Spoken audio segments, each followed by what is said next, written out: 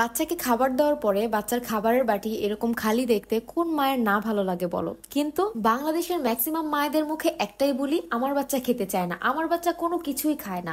আরে ভাই, বাচ্চা কি মায়ের পেট থেকে খাওয়া শিখে আসে কখনো? বাচ্চাকে খাওয়া শিখাইতে হয়। একটা খাবার একভাবে রান্না করে দিলে বাচ্চা খেতে না চাইলে সেই খাবারটাকে বিভিন্ন প্রসেসিং করে বাচ্চাকে খাওয়ানোর চেষ্টা করাই হচ্ছে আদর্শ মায়ের কাজ। যারা ধৈর্য সহকারে বাচ্চার পিছনে এতটুকু সময় দিচ্ছেন তাদের বাচ্চাই দিন শেষে খাওয়া শিখতেছে একটু একটু করে। আর যেসব মায়েদের এতটুকু ধৈর্য নেই তারাই দিন শেষে বলে আমার বাচ্চা কিছু খায় না, আমি বলবো এক কথায় তারা ব্যর্থ মা। যাই হোক, আজকে মানহাকে স্বচ্ছ সাবুদানা এবং ওটস দিয়ে একটা রেসিপি করে দিয়েছিলাম।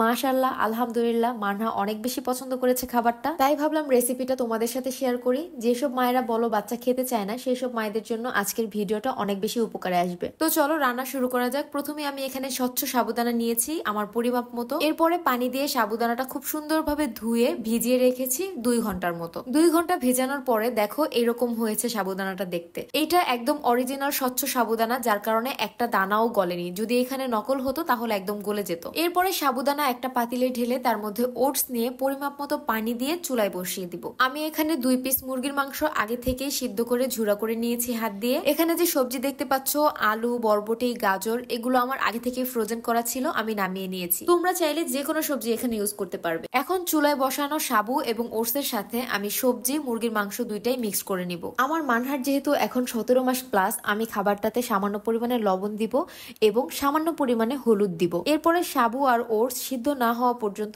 অনবরত নাড়াচাড়া করব। সবকিছু সিদ্ধ হয়ে গেলে এখানে আমি পরিমাণ মতো বাটার অ্যাড করে আমার মানহার পছন্দ অনুযায়ী ঘনত্ব রেখে খাবারটা নামিয়ে ফেলবো। এই তো আমার রান্না শেষ। এবার নিয়ে যাব আমি আমার শেহজাদির কাছে। বিশ্বাস করো, খাবারটা এত বেশি পছন্দ করছে মানহা, আলহামদুলিল্লাহ, আমার কষ্ট করে রান্না করাটা সার্থক হয়েছে। আর প্লেটে যতটুকু খাবার দিছিলাম তোমরা তো দেখলাই, মানহা সম্পূর্ণ খাবার শেষ করছে। মাশাআল্লাহ, তোমরা বেশি বেশি মাশাআল্লাহ বলে দিবা। কিন্তু খাবারটা আসলেই মজা হয়েছিল। রান্না শেষে আমি একটু চামচ দিয়ে খেয়ে দেখছিলাম। শুধু এই খাবারই না, মানহার জন্য যখন আমি যে খাবারটাই রান্না করি আমি নিজে আগে একটু টেস্ট করে দেখি।